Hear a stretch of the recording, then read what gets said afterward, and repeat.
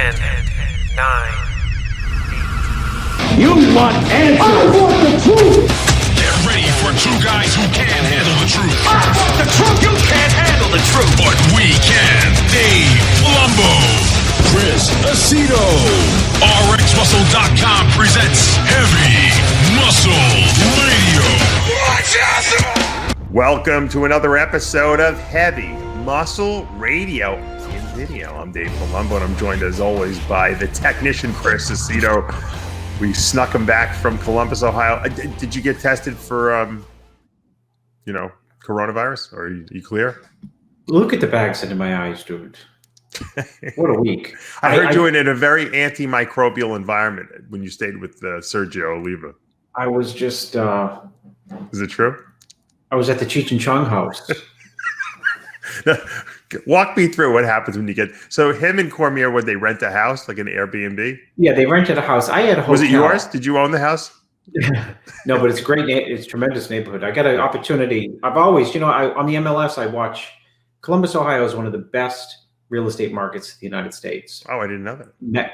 Massive population growth. I think they've gone from, since they started having the Arnold, 500,000 people to 850,000 people. They have tremendous jobs. They have tremendous education system, higher education, right. Ohio State. They have mature neighborhoods that have been gentrified. It's an unbelievable place to invest in real estate. So I went walking around the neighborhood where we stayed. Where we stayed, it was heaven. Old brick homes, not far from from the Hilton. Mm-hmm. So, I love that. So that's why I entertained myself, because I couldn't, I never go to the expo anyway, but. There was nothing to do. Let's talk about that. Yeah. So we get there and let's backtrack. Yeah. On this show last week, 8 days ago, we were kidding. Yeah. And you said.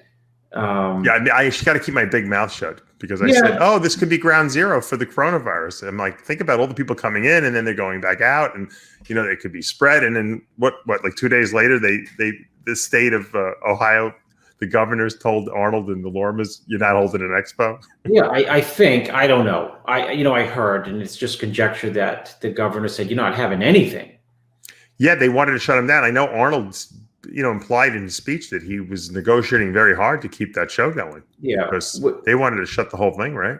Yeah, and, and he understands state of emergencies, right? He was the governor. Absolutely. And, the irony is, I think it was Friday night, there was an MMA contest nearby with 5,000 people. Wow. Yeah. So where do you pick and choose is the question. I guess you measure or weigh 5,000 people at an MMA event versus 250,000 people at an expo. I think the difference, though, Chris, is that you got to remember, these people the 250,000 are coming from all over the world. The international flavor. It's international, and we know that there's a lot of cases. Obviously, forget China. Everyone's like, no, the Chinese. And I got news for you. Italy has got a lot of cases of coronavirus. And you know what? It's coming into this country. I know New York has got a lot of cases of people who came back from Italy who are now spreading it. So there's definitely a concern. Italy has the northern Italy has got 16 million people on lockdown right now. Is it that many? Yeah. I mean, and that could happen here, too. A lot of people have suggested that to me. I have a lot of our fans who listen to the show who like to give me their insights, and they feel that it's going to be like, quarantines and people like stuck in their houses for weeks at a time until the difference is the coronavirus, is spread very easily. And that's why they don't want, big conglomerations of people, right now. But it's not like the zombie, apocalypse where people are going to die from it. It's not the plague. People can die because it will affect the respiratory system. And especially if you have a compromised immune system or a compromised respiratory system, that i.e. older people, they could potentially, die from it, and they are dying from it. So, but if you compare the statistics of coronavirus death to the flu and influenza, I mean, it's comparable. It's probably similar. I think the flu probably kills more people, or in older populations. So I don't think you and I necessarily, although they say over 50, so I guess you and I are kind of in the vulnerable, the vulnerable group. I mean, I don't think people like, younger people are going to be vulnerable to it. in terms of death, but I think that a lot of people are going to get it. I think it's going to be all over the place. I mean, eventually, it seems that way, unless we believe what Trump says. The spring weather it'll burn it off, right? Isn't that what he said? Well, he said, who knew that 20,000, 30,000 people died, or 67,000 from the flu each year? Who would have known that? I didn't know that statistic. I knew people did die because, it just people die all the time. Yeah, well, then I could have answered. Dave Palumbo didn't know. Right.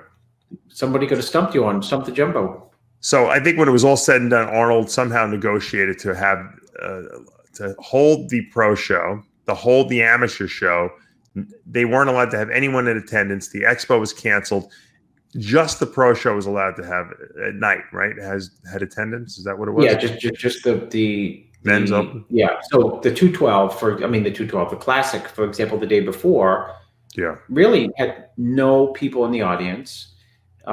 Maybe there were like 14 people. I sat next to Cormier on the second row. I said, Chris, I always move up. I always cheat and move up. And I said, if we get kicked out of the seats now, we are definitely persona non grata. Right. And I could hear, of course, Neil Hill had a couple athletes in the classic division who looked very good. Right. And he sat 2 rows behind me and he yelled, I can always, he's got a very unique yell and he loves to yell for his athletes. And I turned to him and I said, Neil, I can hear your voice. He was screaming for his athletes, but there was no one there. Right. And he does the same when there's 3,000 people there. And you can still hear his voice over the 3,000. That's what's crazy. I got news for you. You're pretty loud too.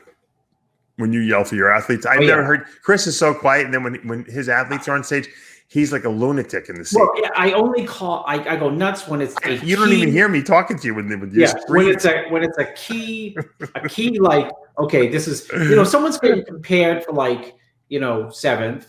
Yeah. Good, do the comparison of 5th. But if someone gets like, if the judge, if like Weinberger moves someone over to, and then there's like, okay, Roden next to Heath, forget about it. I lose my marbles. No. So let's get back to the Sergio story. So you show up at the Airbnb. First of all, I don't know why they didn't stay in the hotel, the free hotel they provide. I guess they couldn't smoke their pot. They could never. They spread out like he brings it was Cormier, a couple very close friends of very close to Serge, who he lives with, and it was Sergio, and I had a hotel. But Dave, you know what's bizarre I had a hotel room and I got nervous. Like, what if the Corona people who don't go to the expo are staying on my floor next? Oh, I see. So that's why you didn't stay in your hotel room, huh? Yeah. So I gave it up and I tried to cancel the hotel and they said, no, you can't cancel. I said, there's no Arnold Expo. And they said, oh, yes, there is. They tried to tell me there was an expo going on. So I fought with the manager and then finally they gave me my money back because the credit card I'd given them like 9 months ago had expired. Oh, that's funny. So I said, you know what? I'll just stay. They had a big house. I said, I'll just stay here. And so you're going to Sergio's. Yeah. And what do you see when you walk in for the first time? It looks like they've been there for like 6 months and they've only been there like 3 days. They get there very early. They got up there like they wrecked the place, in other words. Well, they just spread this. They bring so much stuff. He's selling T-shirts. Right. He's got suitcases with T-shirts and postage stuff that they're sending out. From the event? Yeah, from the event, because he's selling so many of these wacky T-shirts. He makes all these shirts. I'm glad he's doing business. That's good. And, he's got a supplement thing going on. So he was supposed to have a booth, and he didn't have that. And then they have a whole table for, like, Cormier's pot and Sergio's pot. Do they have different, breeds of pot or whatever? Oh, yes. Well, I became kind of like a connoisseur over the weekend, over the week, because I didn't know that there was pot there, and apparently Cormier had been upset, and because he was looking for additional pot, and I said, "There's pot, Chris is, pot right here." And Chris said that he needs a type that mellows him out. Oh yeah, the stuff that picks you up and the stuff that mellows. Yeah, absolutely. And Serge likes something that picks him up, and I said, "Well, I don't smoke pot until this week. I smoked it every day because by definition I was in the house,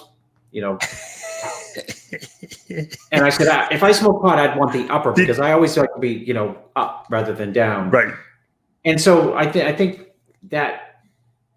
Did you feel a contact high from being in the house all the time with all the smoke? Well, I don't know if I was super relaxed from being away from my kids or being away from my kids and that compounding effect of Right. like I hear that marijuana in those dosages is toxic to coronavirus, so that you might have like warded off the coronavirus. You know, yeah, well, I told Ron Partlow I heard that Tren kills the coronavirus, and he said, well, it kills bad.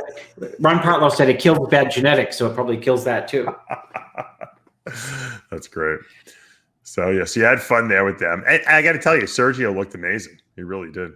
Yeah, he ended up looking good. You know, I said I thought he was very underappreciated on stage. I do too, and I go back to give the props to really I do to Chris Cormier because Chris I've known. I've said this on the show before. 30 years or something. I prepped him for his first couple shows, and when I lived in LA, and we have similar ideas on training, even though I don't train people. And he went out to, he knows this. And I told him this is, Chris, when you're doing like contest diets and stuff, it's easy to work with like Jay for me. It's easy to work with Mike Francois. How easy? Because like, Mike, what'd you do today for legs? I did like 405 for, he incredible amounts of weight. You know what I mean? He's going to push himself as much as he can. He doesn't need you there with him. Yes. And they're good trainers. So I've always said that you can only get a person from point A to point Z, A to Z. There's only so much you can do dietarily. You know what I mean? You can take some body fat off people and take water off people, and there's a good physique underneath. But ultimately, you have to have it complemented by the good and well thought through training. And I really believe that. And when Chris came in to see Sergio to live with him, I think it was 6 weeks out, 7 weeks out. Right. He looked good. He was ahead of the game. His body fat was low. And, Chris being there to train with him consistently at the same time every day to push him, but also know when to pull back and when to push and when to pull back and, what to really target and how to push him maybe to the next level, I think made a big, all the difference between, it made 10 pounds of difference, really, essentially. Well, I mean, Serge took the whole year off. So, it just made a difference, right? Mm-hmm. So I guess the some of it is that training is important. Yeah, I mean, you look great. I mean, you can see in these pictures that we have on our site. I mean, if anyone wants to look at it, it's at the RxMuscle gallery at RxMuscle.com. That's our contest gallery. See Sergio hitting that real classic pose there. I love that pose. I also love the his victory pose. Doesn't he look like his dad from behind? He looks like his dad from all angles. I mean, facially, he's just morphed into his. But really, from behind, he looks like his dad more from behind, I think, than from the front. Yeah. Great shot. I actually thought that he was very underappreciated, to be honest with you. I didn't think he necessarily got the call-outs that he deserved. I mean, look at this back double bicep shot. I mean, that's it's crazy. It's got his from behind. He has. And this was the night show. He looked even better at the prejudging. Yeah, I think he flat. I think he was a little better at the prejudging, and we pulled the prejudging pictures. There's only there was not much time between prejudging and finals, but people still do change, right? Between prejudging. He changed a lot. Yeah, a lot of people changed. I was really surprised how much people changed. What do you think that's attributed to? I don't know. People trying to make some type of effort to move up in a prejudging that was, that had a leader coming out of it, but had a little bit of confusion leaving it. Right. All right. Look at that. Look at this back double from prejudging. Crazy, right? Yeah, he looks thick there. Big shoulders, big arms. His arms. Look how dry the glutes and hamstrings are. Yeah.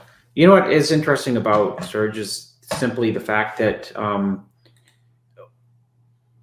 his frame he's tall with a very, very, very wide shoulders.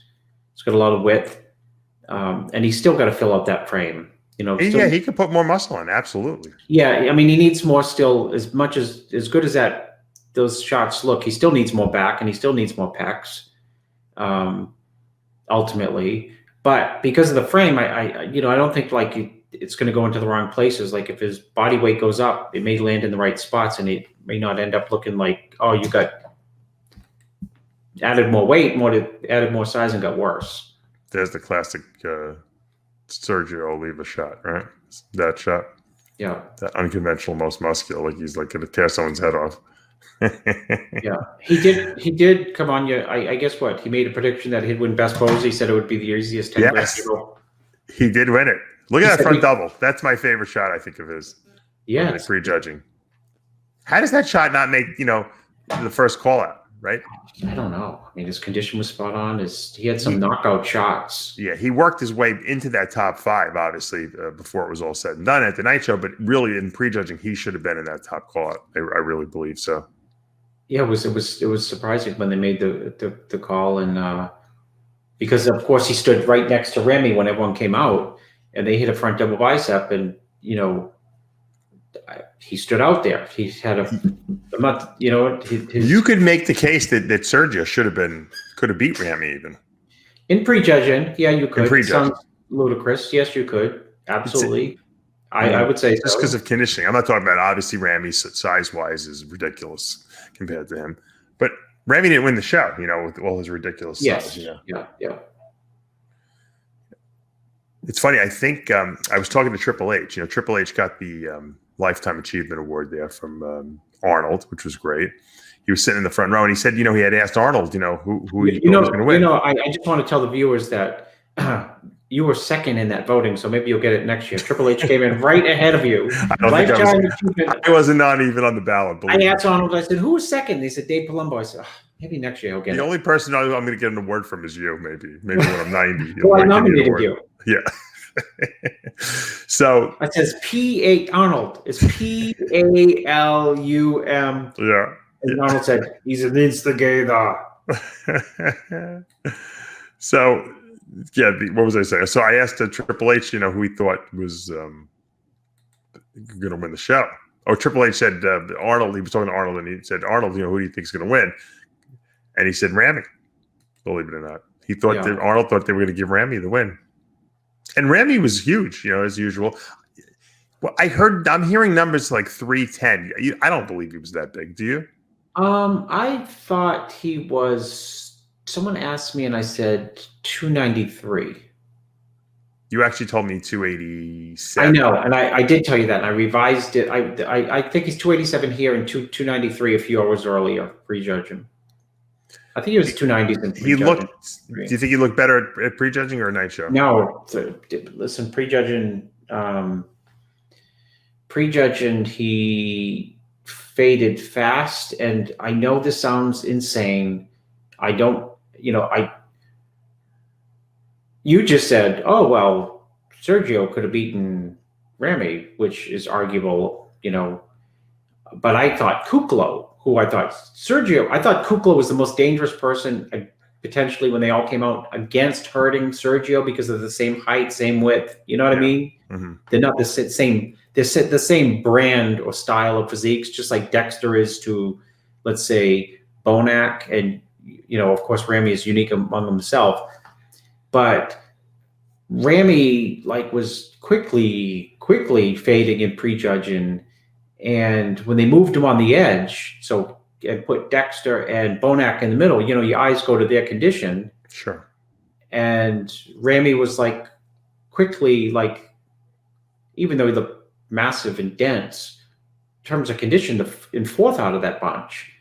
I'm not judging the show only on condition, but when you have two super conditioned guys right in the middle, and then you have the two lesser to them conditioned guys on the outside, and then, of course, it's just a game of expectations. You just want to see Ramy in Bonac's condition or Dexter's condition. When you see him on the edge, you get hypercritical and say, well, maybe it will be fourth.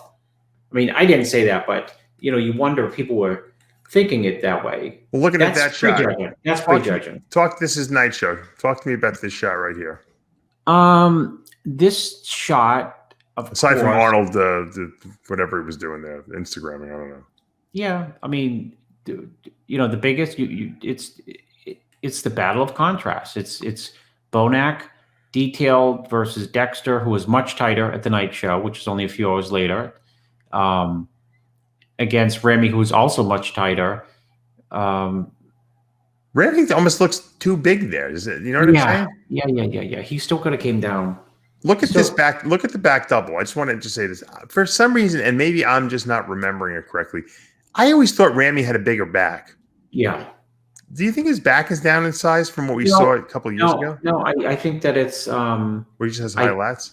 No, I think that he holds some fat there, and that when it's a little bit leaner, it pops more and looks bigger. When you diet down and you get leaner, you see more detail or you see more bumps because there's less fat there, and so you see more. Right. It looks like there's almost like lines. See the lines? Like he almost has like lines of, I don't know if you want to call that body fat lines. I don't know, or water. Wrinkles. Wrinkles, yeah. I mean, look at Dexter's back, how it just, you can see it right into the spinal rectus, Bonac. Same thing with Kukla even. Yeah. And Ramy's by far the biggest guy. No one like Dexter Jackson should be able to stand next to Ramy. You know what I mean? And dominate the shot. I mean, look at the size of Ramy's legs and glutes and arms, shoulders. It's, what do you think happened here? Did they miss the peak, or what was? I mean, this is not a bad Ramy. It's not a terrible Ramy, but it's certainly not the Ramy that's going to walk home with the Arnold Classic trophy. I mean, let's face it. I mean, Dexter almost won another Arnold. I'm sure he feels he should have won it. I think Bonac, deservedly got it. But I mean, since we're talking about Ramy, we're kind of going out of order, but that's okay. Give me your assessment of Ramy and what you think was done right and what was done wrong, by Chad here. Well, the fact of the matter is that Ramy has been only peeled out of his mind once. And, when he was peeled out of his mind, the knock was that he's not Big Ramy anymore. So, when you're coming in,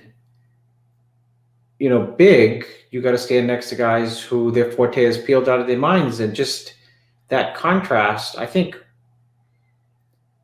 unfairly to some degree, people get hypercritical on his condition because he doesn't have or doesn't get, wacky conditioned. It's technically, conditioned enough, but in prejudging for sure, he was not conditioned enough to be first or second. Yeah. And, what happens is, I think what happened to him is they set the line up right away for him to not be first or second. And that's probably how it justifiably lined up. And once he realized, I'm not in the running for first, how some bodies just fall apart. It looked like you think it was a mental thing? He started holding water in the, everywhere. Yeah, I definitely saw it. When he first came out for prejudging, he was insane. Yeah, he looked good. I mean, of course he's by himself. I even said that this is the best Ramy I'd seen when he first came out on my commentary. The legs were tight, separated. It's hard to get those big legs on him separated. Right. Very hard, and they were very separated, and they had like detail.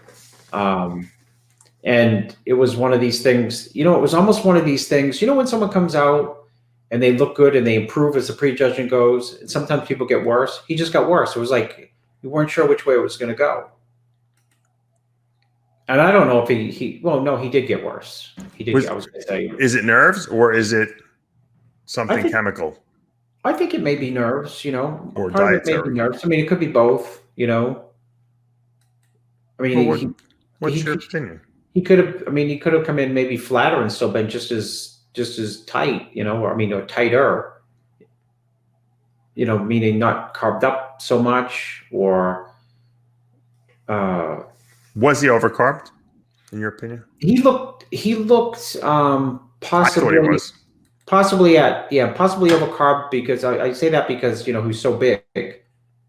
But you know what? You say that he's so big. Like, I thought, well, maybe he's overcarbed here because he's so big. But then again, even if he was flat, he'd still be big. So maybe, you see what I mean? Like, you're hedging your bets. Well, here's a shot from. I am hedging my bets because I don't know. I would guess overcarbed. All right, here's Ramy at the prejudging. Yeah, he's not tight enough there. Midsection pecs. Prejudging was better though, I thought, didn't you? Put up. Okay, contrast it. Dave, put up Bonac's front last spread and Sergio's. Well, compared to Bonac, yeah, he was. Put up Sergio's. I'm talking just details, Oh, you're right. He's not. He could definitely be tighter. Oh, I'll tell you one thing. His legs are retarded looking, right? Everything's retarded. Who has better? I mean, well, it's not a good contrast because his legs were. Tom Platt's had some sick legs, but they were way more separated than Ramy's. Yeah, but he had the upper body of a pigeon.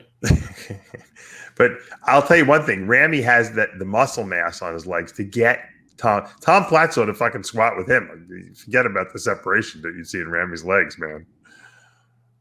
They're good. You look at body parts on people and you're like, say, man, I'd like to have those legs. Those are crazy, crazy legs. I mean, the quads are just retarded. He has crazy quads, but he also has all the other components of his legs. The adductors are there in the right proportion. His glutes and hamstrings are in the right proportion. He has really, really nice legs, I think. Yeah, no, his hamstrings improved a lot. I mean, he used to have shallow hams. 2017 Olympia's hams were shallow. Yeah, not anymore. That's for sure. So he's improved those. I think you think he's gonna stick with Chad, or is he gonna be moving on to the next coach? Yeah, if history proves consistent, then no. I don't know. I don't think Chad did a bad job with him. I just don't think he did the job that needed to be done for Ramy to win the show. And they were walking. It seemed like they were walking around like unveiled this at the last minute. Chad was his coach. No one really knew. We were kind of speculating. I had heard Patrick Tour. Patrick actually heard us talk about that. Like, he had contacted someone I know and told him to tell me no, he wasn't working with him. Which in hindsight was probably a good move by Patrick, because Ramy didn't wind up looking good. George would have waited till after the show to see if he wanted people to actually believe he worked with him or not, But if he would have looked great, George would have been like, "Yes, I work with him behind the scenes." The extra little tip at the end that put him over the edge to make him look like Munster if he did look like Munster. Right. Was there any, when you were at the show, were there any like coronavirus, were people walking around with like masks on at all? No, surprisingly, there wasn't. I didn't see one person with a mask. Yeah, because bodybuilders are all dummies anyway. Everyone will be sick. 2 weeks, everyone will be sick probably. Oh shit. So to think about who's more immune compromised than a dieting contest. Yeah, dieting bodybuilder, right? Tell me about it. You're no carbs for week 40 and you can barely stand up. Yeah. I was very impressed with William Bonac, who won the show, obviously. Let's cut to Bonac at this point, because I mean, he really deserves, mention here. Talk to me about what you liked about him, why he won and beat all these guys, and does he need to do anything to improve to possibly win the Olympia? Bonac won the prejudging because he was harder than anyone in the lineup. He was denser than anyone in the lineup, and he has a level of muscle maturity that's extremely impressive. Mm-hmm. And so there wasn't much of a question, I don't think, leaving the prejudging, that he was, had a somewhat comfortable lead. I think when Dexter was right next to him at the beginning, you could start to talk about comparing their levels of muscularity and detail, but Bonac's got a side chest that kind of, puts him ahead.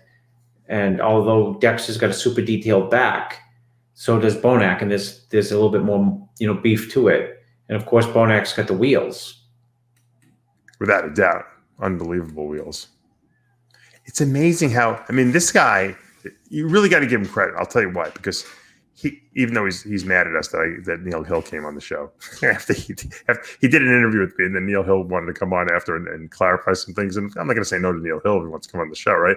So Bonac got mad. I think he didn't want to interview with Sid at the show, but I'm sure he'll cool down. I'll get him. He interviewed with me. Yeah, he did before. I think he forgot. But no. Everyone likes you though. But everyone likes you. I'm not interviewing with any friend of Dave Palumbo. That's what he told me. Oh, he did?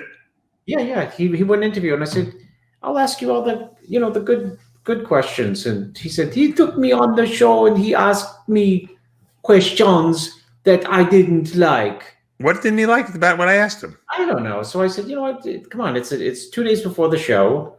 Are you serious? I said, what did I ask him that he didn't like? I don't know. People are so sensitive. I said, you're fan. I think it was the Neil stuff. He's the one who talked about it. I didn't talk about anyways, it. So I asked him, I said, listen, it's 2 days before the show. You obviously, I said, are you going to win or not? This is off camera. He said, I'm going to win. And I said, okay, so, let's talk about it. Let's talk about you. People like you. You're a very easygoing guy. You're not confident. They haven't seen the nasty Chris Aceto. Dave, I know that. Well, I did. Yeah. So I promise. I had the microphone and I put my hand on his lower back and I felt his lower back. Literally, and I said, oh, you're in good shape. And I mean, if you can feel someone's back through his everybody, you know what I mean? You can feel the spinal erectors and the traps. He's got some dense muscle on that body. And you know what? He's the shortest guy up there by far. And he gets away with it. But who would have, this is how good Bonac is and how he has confidence in himself. No guy at his height would ever venture into the open because they'd be too scared. Right? Back in the day, they did it before they had the 212. But nowadays, no one leaves that 212, the sanctity of that 212. He's like, fuck that. I'm going to do the 212. I mean, I'm going to do the open. I'm better than all these guys, including Dexter. And he told Dexter that. You remember in Prague? Yeah. We talked about that before. And, it's ironic that him and Dexter are mano a mano Dexter's last year competing, and he's competing. He's got to try to shut Bonac up. And Dexter won. Probably Dexter, if it was anyone else in the first position, Dexter probably wouldn't have given a shit if he lost the show. But because Bonac, he was dying probably to shut Bonac up and beat him, in the Arnold. And it would have been good for Dexter. Dexter would have never let Bonac hear the end of that fight for the rest of his life. But Dave, you have no idea. At the night show, I agree with everything that you said. And at the night show, Dexter came out and he was tighter than the prejudging. Yeah. Where his certain shots were very, very tight compared to the prejudging. And I said, well, let's see what Bonac looks like. I swear to God, Bonac came out, especially on the backside, with no oil, and he looked like I saw that. He just looked like, I'm like, what? Well, I did this. He looked softer. And I thought, what did this guy go out and eat donuts? I mean, how soft can you, how can you regress in 3 hours that quickly? Sure. I forget who I was texting, and I said, Bonac is extremely vulnerable right now. He looked like a different guy. Right. On his routine. And it looked like things weren't really jumping anymore. Why would he go out with that oil on? I don't know. Maybe, who knows? But he changed that, obviously, because when he came back out, someone must have said, someone must have rushed back there. Sure. And said, you have no oil on, or you got to put oil on for the comparisons, and it saved him. But can you imagine? That could have cost him. Seriously. Of course it could have. Of course it could have. How different he looked. No, he's really good. I'm so impressed with Bonac. I got to tell you that. I mean, it was really, to me, it was a convincing win. You're doing that Arnold shot. Why don't you switch it out to another picture? I'll go to let me take a look and see what shot do you like that he does? So let me pull some prejudging. Back double. His most muscular in his back double. It just All right. Let me get those shots up. But you know what I'm saying? He beat a really good Dexter. I mean, well, Dexter I think got better at night, don't you? Wouldn't you say? I've been saying that since we started the show. Yeah. Dexter made the prediction that he was going to win. Bonac made the prediction that he was going to win. We'll get to Dexter in a minute because he's another unbelievable guy. I mean, would you think about what 50 years old what the guy's been able to accomplish, right? Yeah. I think it was the first time in my life I was rooting for him. Yeah. It's last year. Yeah. He did an interview and he said, he ran the math. I said, how are you going to do it? He said, I'm going to win. I said, why? He said, I'm number one contender. I'm still right there. I'm fourth at the Olympia. He was right. And he said, I said he dieted stricter than ever. The thing about Bonac that's interesting. I mean, Bonac was the number one guy ranked in the lineup. He had been second at the Arnold the year before. He was second at the Olympia, right behind Brandon Curry in both shows, actually. And he had something. He came in here something to prove. He must have been so thrilled too, Bonac, because he actually got to keep all his money this time. Right? I was thinking about that. I'm like, oh, you didn't have to give Neil Hill anything. He must have been so happy. Oh shoot! I don't know why I'm having trouble loading these pages on our site. I don't know what the problem is. Only wants to show me back poses. Hit F5, Dave. Reboot, right? Oh shit! All right, let's talk about. I'll try to pull this up in a minute. Let's talk about Dexter Jackson because this is his last year competing, and Dexter obviously wants to go out on top. See, Dexter's not just competing to compete. He really wants to. He wants to go out, with people saying he was the best. Yeah, a win here would have done that for sure. Right? I mean, you have to agree. If he would have won this, that would have been win number 30. It almost wouldn't even pay for him to get on stage again. I know. Is that a night show? That's a night show prejudge him front double. Yeah, that's from the night show. I thought he looked better at the night show, so I'm trying to show that. Pull up the side chest and the back double. Hold on, I'll pull up the back double. Well, side chest is his best shot. That's what he's got a lot of shots, right? Let's see which one I like. You like the back double? His back double was great. We saw it in the comparisons, but let's pull that up. I don't know why I'm having trouble pulling pictures up here. Oh, here it is. Hold on. Okay, 1 second.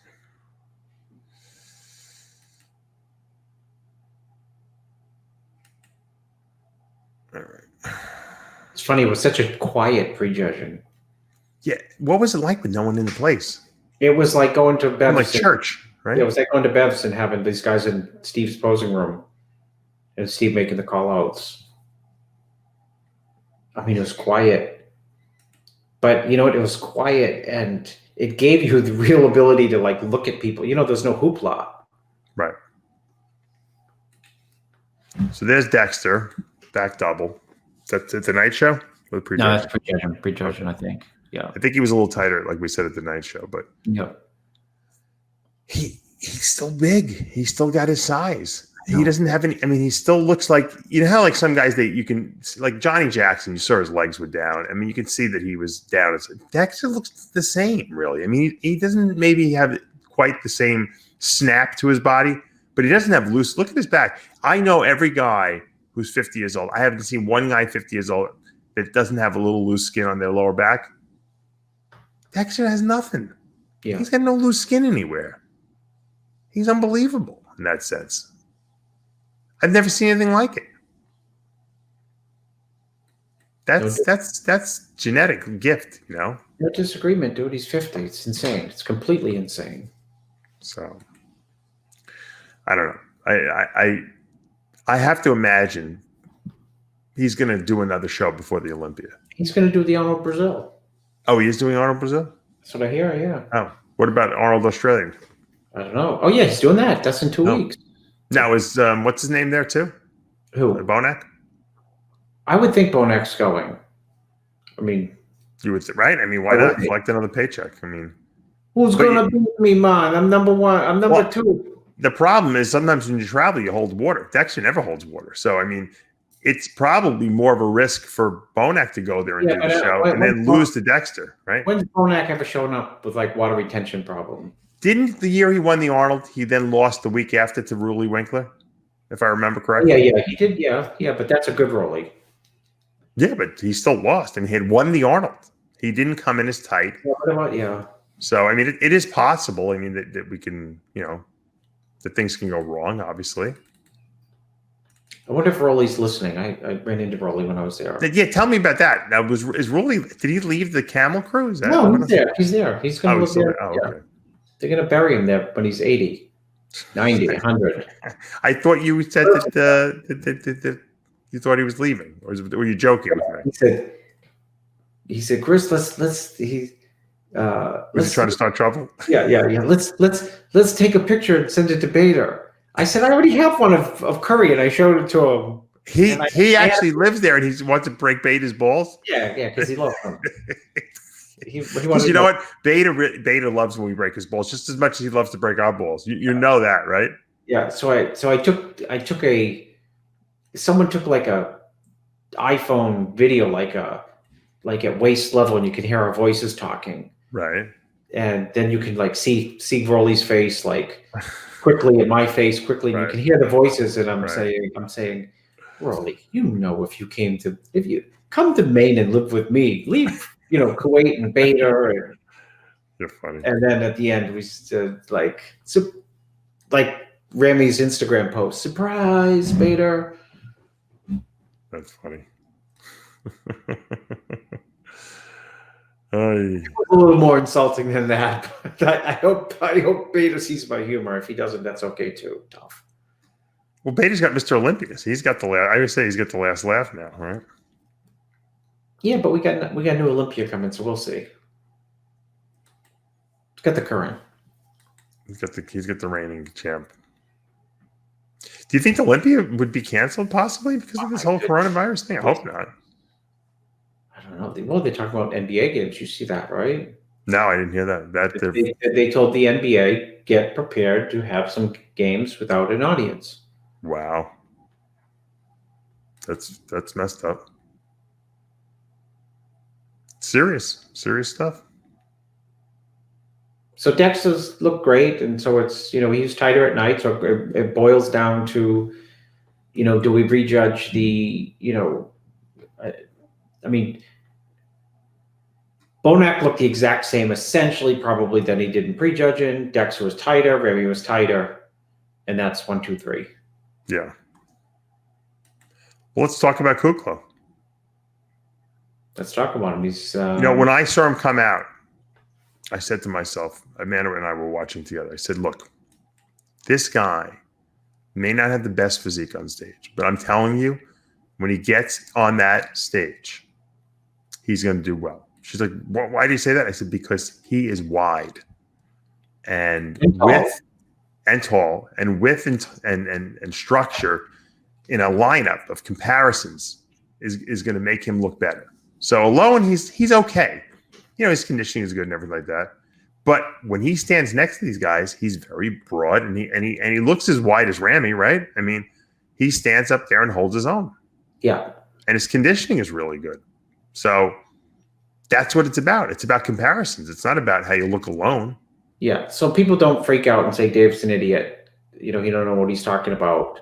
To contract that statement that he looks as wide as Ramy, he looks as big of a big guy as Ramy. His height is with his width makes him stick out like a Ramy would stick out with his width, I think. You know what I mean? It's like Dennis Wolf. You remember the year that Dennis Wolf was like holding his own against Jay because his structure is so big. He wasn't as good as Jay, but he was holding his own because he ostensibly was as broad as Jay. Yeah. Width counts. Height counts. And that's why Phil doesn't look that dominant when he stands in the lineup because he's not that broad. Yeah. I say that. Dexter, for a shorter guy, is very broad, however. And that's why Dexter's so impressive, I think. Yeah. Surprisingly. Yep. Very right? broad. I mean, he's not a tall guy, but he's got a very broad, wide shoulder, structure. Yep. And we're not talking big delts. We're talking about width. Kukla's got width, structure-wise, and huge delts. And I think that's why he's so impressive. Yeah, he's got big delts. Great delts. Some of the best delts right now around. I mean, from that front, he puts his hands on hips, most muscular. Let me see if I can find that shot. It's a great shot. Yeah, it's his best shot. He can hang with anyone there. And in the lineup, when he hits that shot, it's a nutty shot. Even his crab most muscular is really good, Yeah, I was going to say, best shots is hands on hips. Second is crab. And then, those two shots are very, very good. Yeah, let's get this shot right here. Hold on. You like my I like that I can put pictures up now while we're talking. People love it. People tell me they love the fact that they could see us. I don't know why they want to see us because we do it so late at night. My hair's all over the fucking place. I look like you and I both have bags because we're so tired from not sleeping. But people want to see our fucking ugly faces anyway. They don't care. Yeah, but that's a great shot. You see, look at his delts. I mean, those delts are impressive to me. Well, once again, cap delts on somebody who's wide is impressive. Yeah. Some people have width but not cap delts, so they have cap delts and they're narrow. He did his homework, and you know what? He's been doing his homework the past 2 years, and he's been rewarded for it. And you know what? Justly so. He's the guy who walks out. You don't think anything of it. And you're like, you know what? He looks pretty good. And then you see him in the lineup, and you're like, this guy. You got to get him in that call out. You got to put him in the first call out. He's look how wide he is up there. He sticks out. Your eyes go to him, and he's doing the work. He's consistently bringing good conditioning. I know he works with Gina Davis exclusively now. George is out of the picture. And how many female gurus do you think there are out there? She might be the only one. I did an interview with him, and he said, well, I complimented him on his, that he's made improvements the last couple of years, and that he's, coming into his own, and he should be right in the mix in the next couple of days. And shut your phone off, Dave. Stop chewing the gum. And he said, well, we, and I said, who's we? He said, me and Gina Davis. And I said, a girl? Yeah. I said, there's no NBA coaches who are a girl. There's no one in the NFL who coaches men who is a girl. I'm just making. He said, well, she, I was trying to. She's hardcore. Yeah, and I know Gina. He told me she's hardcore, and I said, of course, I know. That's pretty funny though that there really aren't any female gurus. Yeah. When I was competing, I was at the '95 Junior Nationals, and I feel bad that I can't think of her name. There was a female guru there.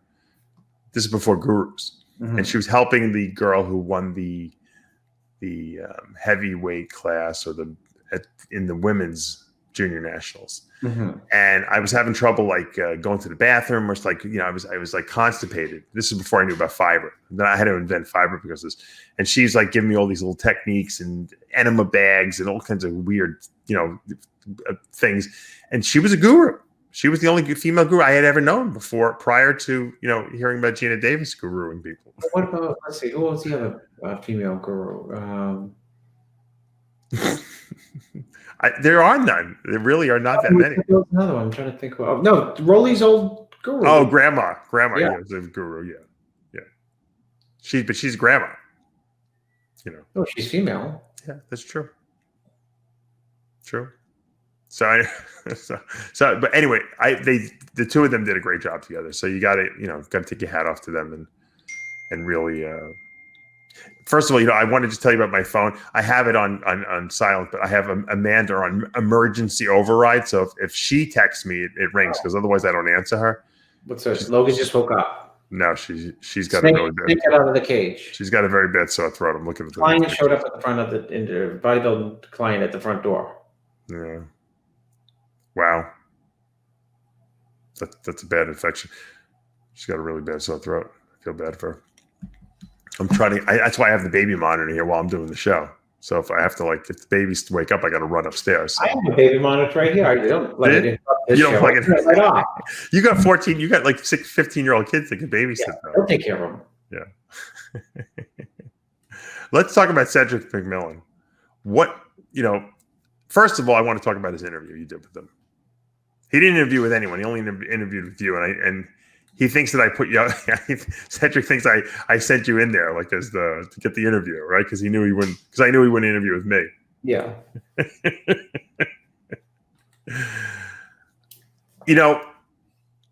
Cedric is really, we've said it before. I mean, he's a very talented guy. Structurally, even though he wasn't in good shape at the show, he even stood. People were like, trying to work him in there because he looks great just standing there. He's he structurally is so good, but he's got a really negative attitude now about bodybuilding. It seems.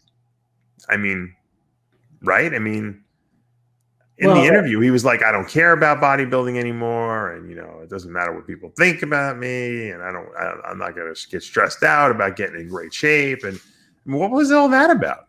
That he was talking about. I don't know. Maybe he was venting, and I mean, a lot of people hide their negative side, right? I mean, you get people on. It's easy to bait people and make them, I mean, he's throwing really nasty things about me. I don't care. Me. I don't care what anyone says about me. He's like, "Oh, no one likes you, Dave. That's why they don't want to interview with you." Well, no, people don't like when you critique them, and obviously, my critique of Cedric has been very accurate recently, and he only reinforced what I've been saying about him by bringing in a look to the Arnold that was just not good, and it cost him a top 5 finish here. And he should have, by all means, he could have won this show easily could have won this show. Yeah, he could have won this show at his best. And you know what? He's his own worst enemy. He knows that, and he doesn't like to hear the truth. I always say, our moniker for the show. How do we end every show? The truth hurts. Yeah, it does. And it hurt for Cedric because this was not a good appearance for him.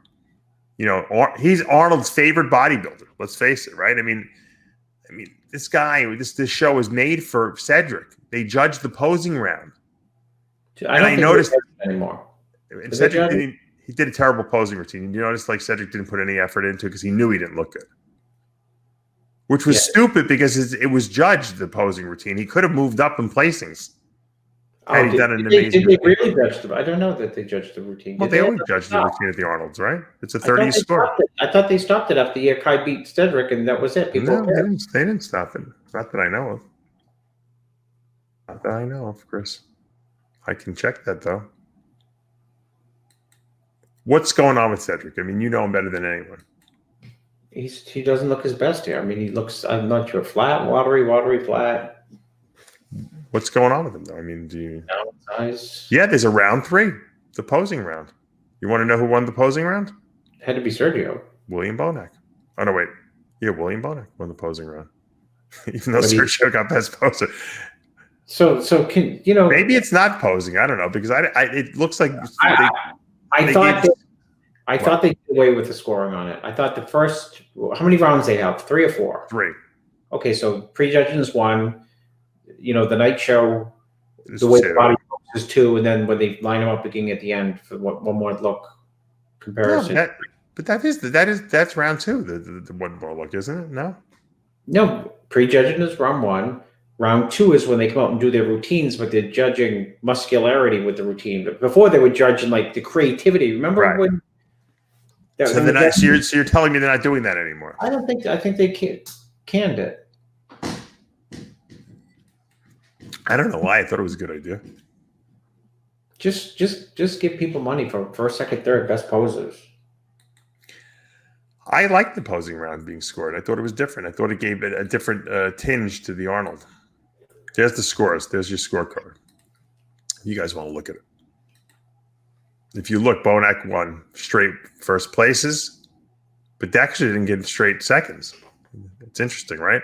Yeah. Ramy had some seconds. It was very close between Ramy and Dexter. 1-point decision. I bet you didn't even know that. I didn't know that until I just looked. No, I didn't even look at the scorecards.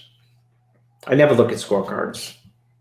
Kukla was solidly in 4th. Sergio seems to be solidly in 5th rather, excuse me. And then obviously Cedric was 6th. I'm sure Cedric had to be pissed off that Sergio beat him. Well, he deserved to. I mean, Sergio definitely deserved to win. Maybe you think there's any chance Cedric gives you a call and says, "Hey, let's work together again"? I think. Or is he going to quit the sport? Yeah, no, I would probably predict that or expect that. Do you think there's something there that you can work with now? Yeah. Maybe he needed to do poorly here to kind of revitalize him. I lost him. Let's see if we can get him back in the live stream here. Yeah, so it was a good show. I do miss going there, but you know what? I didn't really want to subject my family to potential coronavirus. I had 3 young kids. That's why a lot of people ask me. And when they canceled the expo, I was going from our sponsor, Chemical Warfare, obviously. And when they canceled the expo, there was going to be no booth in them. I didn't feel I needed to personally be there anymore, and I didn't want to really jeopardize myself, and that's why I didn't go. So yeah, Chris. So I thought the show was really good, and the top 6 were impressive. Cedric, like I said, could have been better, but it is what it is. And moving forward, hopefully he can figure out what's going on. I was very impressed with Hakeem Williams. Talk to me about Hakeem. I mean, because I saw him on the live stream. I was like, holy mackerel, this guy's amazing. Hakeem looked tremendous. I think it was the collective thought of all the pundits and, who were there. You ask people, people come up to you and say, what about Hakeem? I thought he looked great. People were like, yeah, I thought he looked crazy too. He was someone who was in the first call out and, didn't end up, placing where he probably thought he was going to place because he was in the first call out. Right. He tends to fade. He has a problem with fading. I don't think he faded. He might have been better at the prejudging the night show, but I mean, I thought he was certainly better than Cedric. That's for sure. Yeah, he was a tank, thick, hard. The best he's ever been, right? Yeah, best he's ever been, without a doubt. Full stop. Period. A lot of muscle. Look at that front double. Crazy, right? Yeah, crazy. Look at those. Look at. You want to see real biceps? Look at the striations in his biceps. I know. Isn't that nuts? He's either got real arms or the best jimmied up arms of all time. No, that's a real arm, my friend. Look at the lats and the leg separation. Throw up a side. So look at me saying, hit a side chest. Put up a side chest. I mean, think about. He's almost like an Orville Burke type physique, doesn't he? He's got the really high lats. That's his only problem from behind. Look at the front lat spread. Look at the muscle. Look at that side chest shot. Isn't that crazy? I mean, how does that guy not place top 6? And how does Cedric beat this guy? Well, I'll tell you one thing, and I want you to explain to our listeners. Hakeem is a guy, when he comes out alone and you're watching these shots, your freaking mind is blown, right?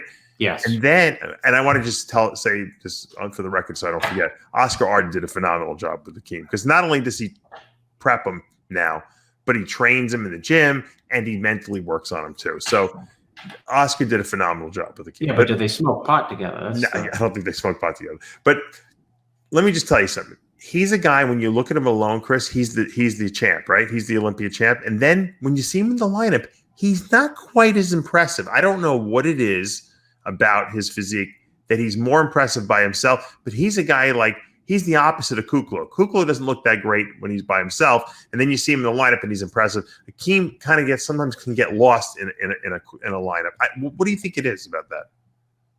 It's either that he's not as big of a guy I don't know. Is he not wide? And the width is illusion because he's got a small waist? I don't know. Maybe, yeah. Now, this is his only weakness here. If you look at his back, it ain't that weak. It's not that weak. It's much better than it's ever been, but he's got very, very high lats. And but the glutes, hamstrings, everything else. The thickness. Nuts, yeah. Yeah. Look at that suit he's wearing. It's like nothing. It looks like an old Ronnie Coleman suit. I think he bought Ronnie Coleman's old suits. Now, the lat spread is very impressive because he's very wide. Yeah. He's got to be pissed. Yeah. I would have certainly had him placing top 5 or top 6, whatever it is. I thought him and Sergio were probably the two most improved guys in the lineup. Yeah, I would say so. I mean, he looked great. He was big. He's big. I mean, what's he weigh? Who knows? Oscar had been sending me pictures. I got to go back and look at some text messages and see what he weighed, but I'm not even sure. Now, a lot of people, were touting, us included here, and I mean, you helped him, Patrick Moore, as the guy who was going to shock everyone in the show. What do you think went on with Patrick Moore? And is it just that Patrick Moore just needs to get bigger? He needs to get bigger. That's what I saw. Definitely. He looked a little flat in the legs. Yeah, here, I think it was a little flat in the legs too. But I think he just still needs to put a lot more size on to stand with these guys. He looks small compared to some of these guys. Yeah. I mean, he's got to stand next to Hakeem. He's a guy also by himself. He looks good. When he's in the lineup, he gets lost a little bit. What did he weigh here? 237 probably. He's got. What do you think he's got to weigh? 250? Probably. Yeah. To get the dominance that he needs, against some of these heavy. This is the Olympia lineup here. He was against. Yeah. This was not the New York Pro or the Tampa Pro. This was the Olympia. Essentially. I think he's gonna make a lot of improvements. I think he's got some. We're going to expect to see some big things from him in the future, but I think he's just not there yet. Everyone wants him to be there right now, and I think it's going to be a work in progress. Don't you think? Yeah, and he's an ectomorph. Yeah, which means an ectomorph. Like an ectomorph. Here's the difference. You come after the Olympia, let's say, which was a few months ago. Hakeem, who's not an ectomorph, can eat for 3 days and he's up 40 pounds. An ectomorph can eat for 3 days and are up 3 pounds. Or they're down 3 pounds, from all the I agree. Let's talk about the classic physique for a minute. It was a really good battle between Alex Cabernero and Terrence Ruffin and Steve Lorius. Yeah. Even with I have to even say Logan Abner Logan in there was also very good. Yes, those were the stellar 4 of that class. Talk to me a little bit about what the determining factor was, you think, by the judges to how they got the outcome. I think it probably boils down to 2. And is it Cabernero? Alex Cabernero, yeah. Alex Cabernero is a tremendous physique, flow. I think maybe a little bit. I think his stature helps because clearly, better condition. Ruffin was in better condition, and that's not to say that Alex was not in good condition. He was for sure, but in terms of sparkling condition, Ruffin was in better condition. But he's a quote smaller guy, but he displays his physique. Alex has great display of his physique, but in true flowing, like classic look, you're looking at a 1960s guy. Ruffin must have like 40 poses that he looks good in. Yeah. Some people some bodybuilders, open bodybuilders, look good in like 3 shots. Their physique flows in like 3 shots. Wheelers or Cormiers, they look good in all the mandatories, right? And then they can add like probably 5, 6, 7, 8 different poses to that. So maybe they have, 7 mandatories and 7 poses. They got 14. He's got 14 plus another like 25 or 30 creative poses that he throws in there. And he looks good at all angles. So he's very creative, Ruffin. It's just a very likable, classic looking physique. I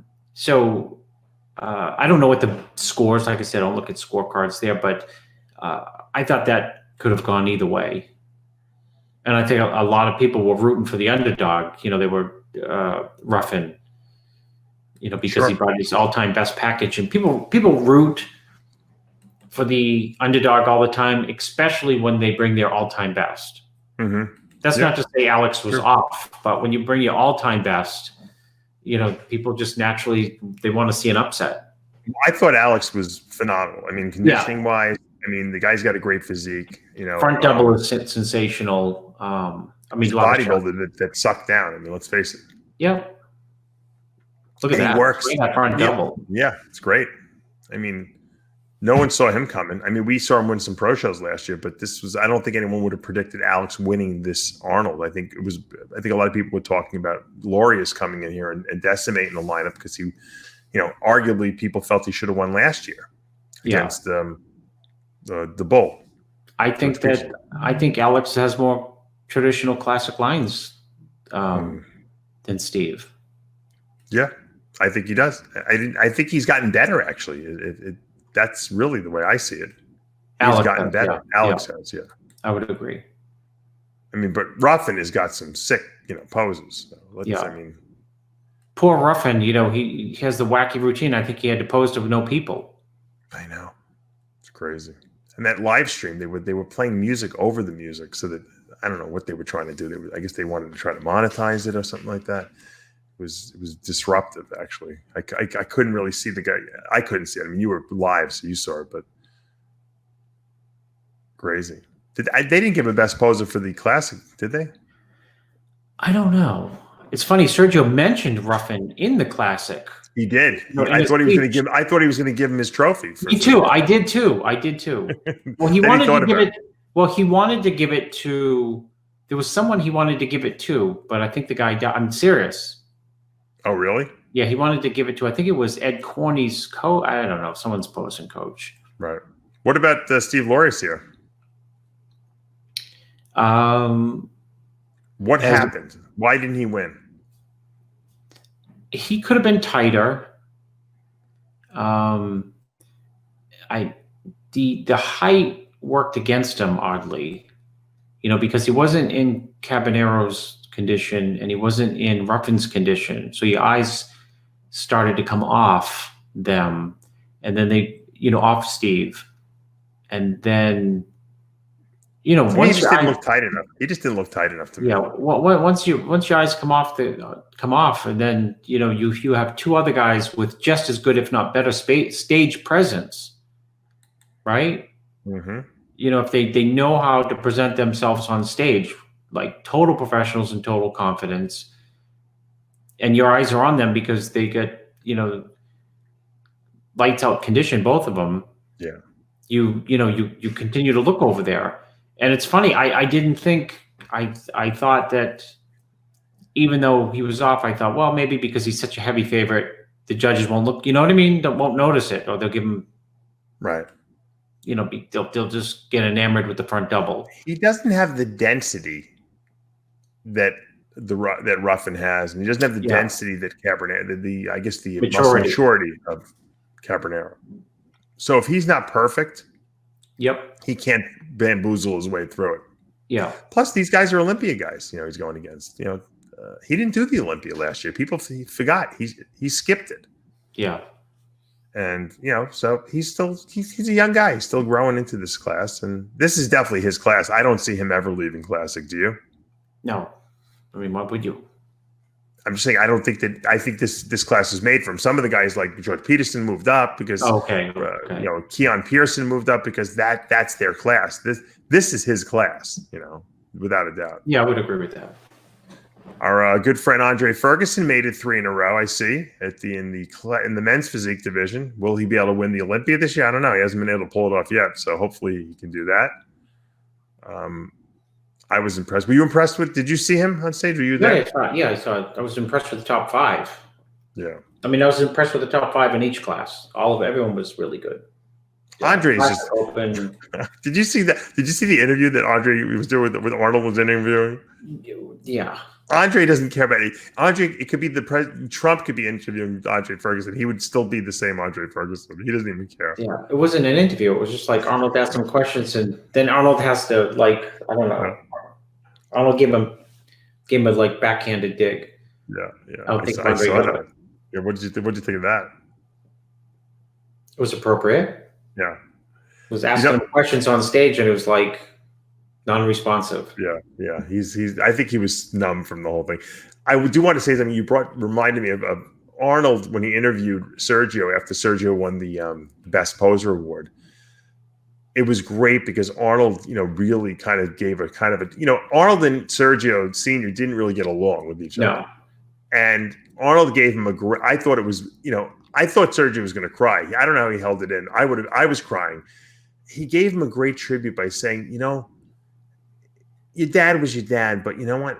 He's got to be looking down at you and saying, holy mackerel, I'm so proud of my son. Look, he's standing next to Arnold 50 years after I did on the same exact stage. Well, the nostalgia of it alone was mind-boggling. Yeah. Think about it. Well, it followed. Arnold had already given an emotional speech in that Franco, yeah. He had given the Franco Colombo Most Muscular Award to Ramy. Right. And, he had spoke at length about how much, his friendship meant to him, between him and Franco. And then Ramy, with fantastic response, was, what I missed from being away from the sport for 2 years was the friendships. Mm-hmm. And so it was, Arnold, it was a genuine emotional moment for Arnold, which I thought he was going to cry. Yeah. And but he says, crying is for sissies. And so then he went on to give that award to Sergio, and he said, that I competed with your father here 50 years ago. This is unbelievable. It's unbelievable. Yeah. And he said your father would be proud of you. And I think, isn't that really what Sergio was probably seeking at his whole life, trying to get validation from his dad, who didn't want him to be a bodybuilder. Now, Sergio, you get validation from me. It's good. You're his dad. You're Sergio.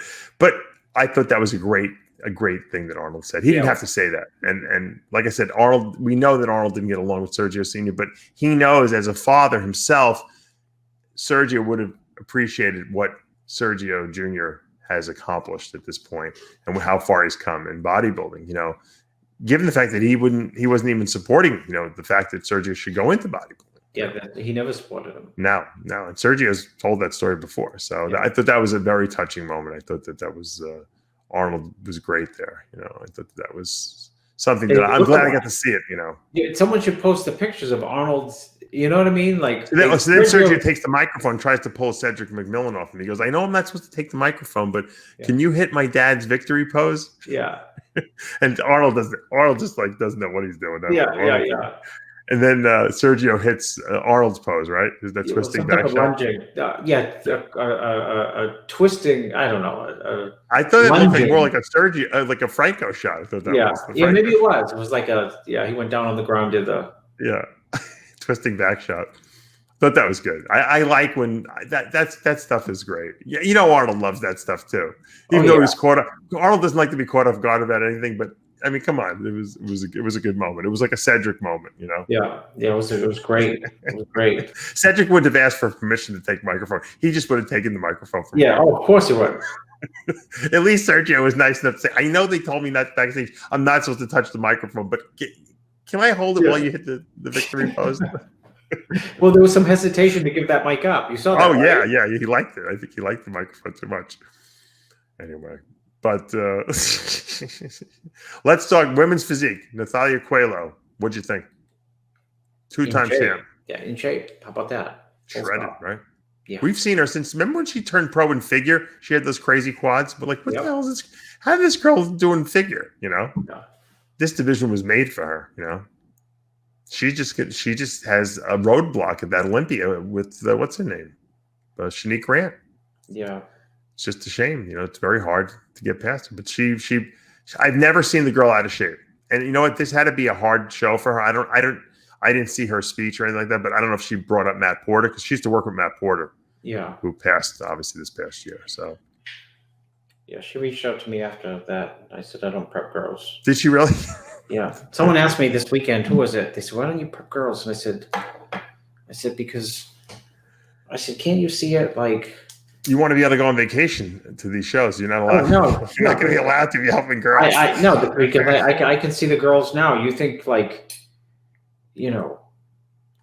mean, guys, we tell each other people tell me what's going on in their personal life.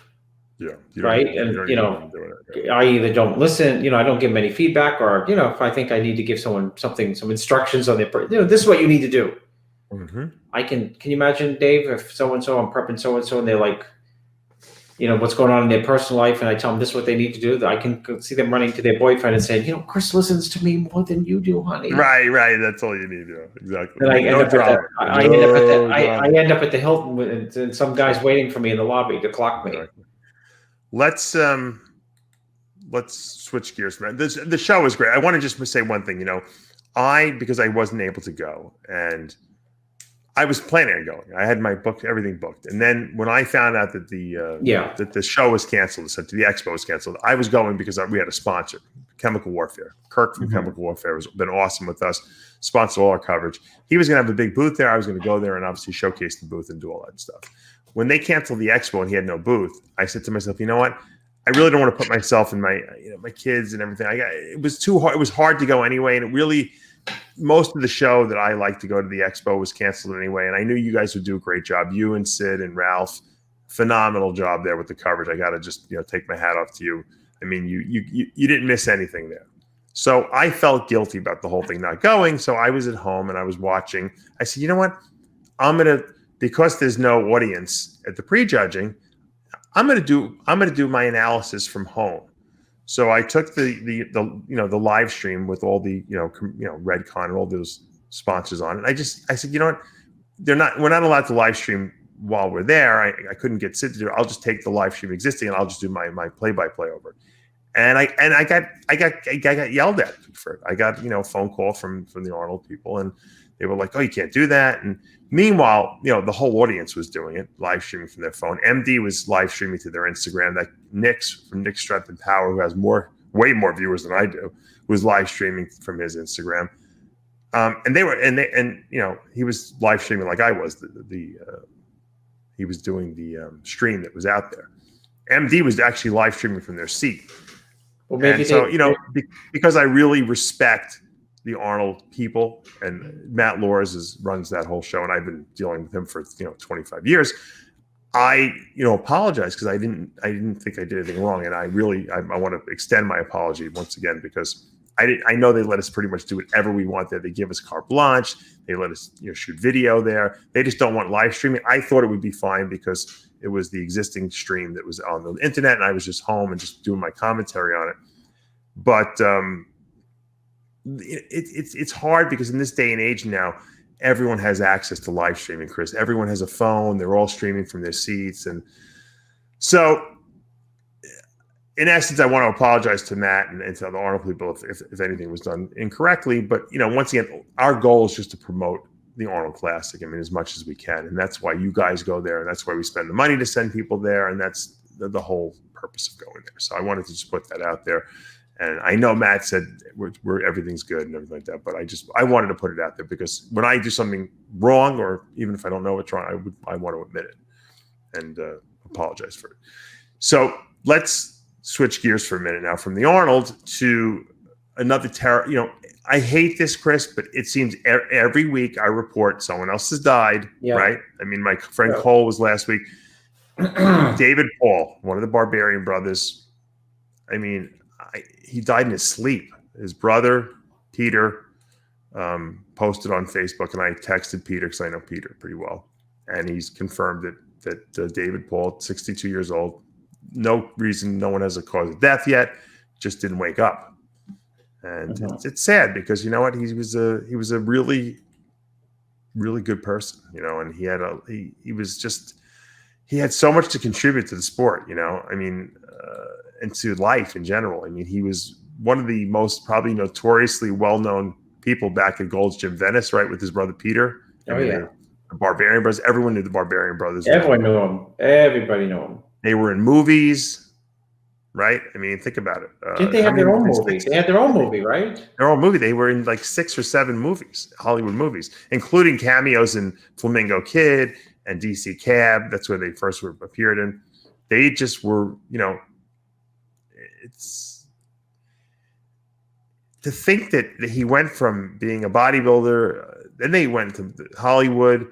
They got banned from Hollywood. I don't know if you know that. They were blacklisted because they were very hard to work with. Oh, really? Yeah, they were very hard to work with, supposedly. They told me themselves they got blacklisted because they were pain in the ass. They thought we were we thought we were movie stars.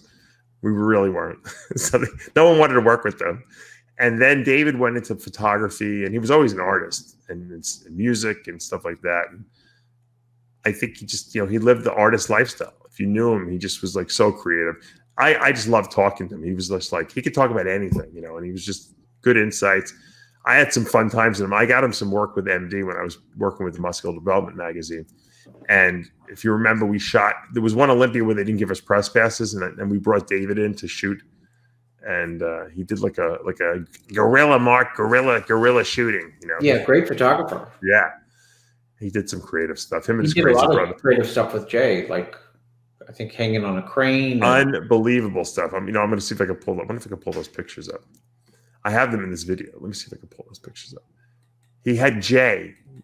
People don't realize this. There was a picture that he did with Jay Cutler where Jay was holding up an O, like the Olympia. There was a store that went out of business. This is a true story, Chris. And when the store went out of business, it was like all these, I forget what store it was, but they had, one of the letters was an O. And he said, "Can I buy the O?" It was like enormous. It was Aceto's market, and they took the O. Is that what it was? Yeah. And they said, "No, you have to take all of them." So he had to buy, he had all the letters. I don't know what he had. And he rented a crane. He took Jay into the middle of the desert with this crane. And this is a true story. And they shot. I don't even know. He got Jay like right between, he had just, I guess, gotten off a contract with someone else. Yeah. I think he had left Flex and was going to MD or something crazy like that. And he got him just at the right time. There it is. There's the picture. Great, right? Yeah, it's crazy, huh? And the truth is that thing weighed like thousands of pounds. So he had to get a crane to hold it. And then he had to I guess, touch up the little, I guess it was like some kind of metal, like suspension wire that was there that he had to white out or something like that, touch up. So it looks like Jay is actually holding the letter up, Yeah, I remember when that was done, Jay called me and said he was so excited about that photo shoot. Right. And David it was really unconventional. And the funny thing was Bob Kennedy, who owned Muscle Mag International at the time, was buying these pictures from David. Yeah, that's right. For thousands of dollars. I don't know why he was spending so much money. David was making a fortune. So David would, because he was making so much money and David didn't care about money, what he would do is he would take the money and he would reinvest it into these crazy photo shoots. So, I mean, think about what did it cost him to rent a crane for the day? It was probably pretty expensive to do a photo shoot with it, right? But he was making so much money that he didn't care. Most of these photographers would never spend that kind of money. But for David, the creative process was the most important thing. The most important thing. I mean, there was nothing. It wasn't like it didn't matter about the profit aspect of it. It was like, what can I create? And how many people really are like that anymore? Well, I mean, that's called following the process and not worrying about the money. Right. The sad part was that, unfortunately, photography kind of died. In matter of fact, 2 weeks ago, he had contacted me, and I never got back to him, unfortunately, because I was so busy. He was asking me he goes, do people actually do they pay for photo shoots anymore? He did not even know that no one does anything like that. Yeah.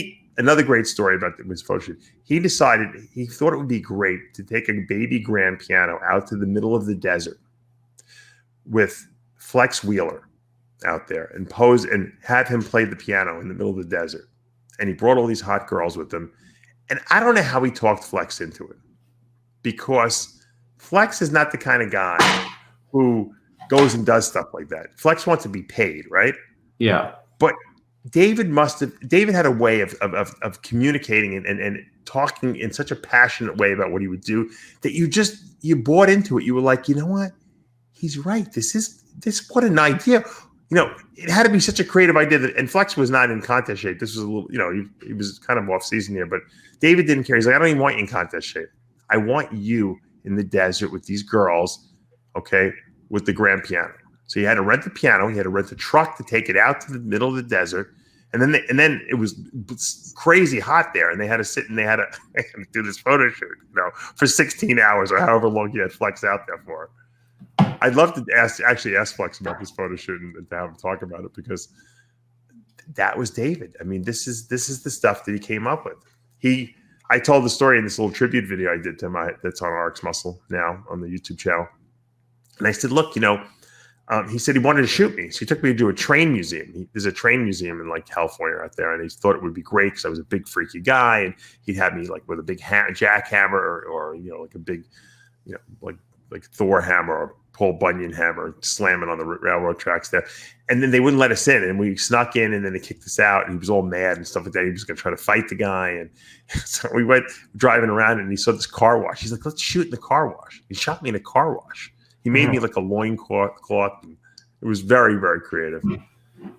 So anyway, you can tell the passion I have about David. He was a great guy. I remember Blackman flew me out there one day. This is before like we had all the ability to kind of shoot video and record stuff online. Blackman flew me to California for one day to interview Dennis Wolf in the gym. Okay, because we were doing like In the Iron Asylum videos. And so I met Bill Comstock. I went to the gym there. We shot Dennis Wolf, and then I interviewed him for like an hour and a half. Mm-hmm. And then I didn't have anything else to do to my flight for another 10 hours because I went back the same night. I went back that night on a red eye. So David and Peter, Paul, both of them picked me up, okay, and I hung out with them for the day. I laughed so hard all day long watching the two of them and their antics and just talking with them that when I got on the plane at like 11 o'clock at night, whatever it was, to fly back, my ribs hurt because I was laughing that hard the whole day. The two of them, it was so much. You got so much from them in one sitting that you were like completely rejuvenated. I felt like someone had like come down and taken all the stress out of me and just put this calm and peace into me and made me, and it was like a refreshing of my whole soul, being exposed to those guys. But people tell stories all the time. You hear all the barbarian stories from the gym. This is that was when they were crazy. Afterwards they really became very enlightened.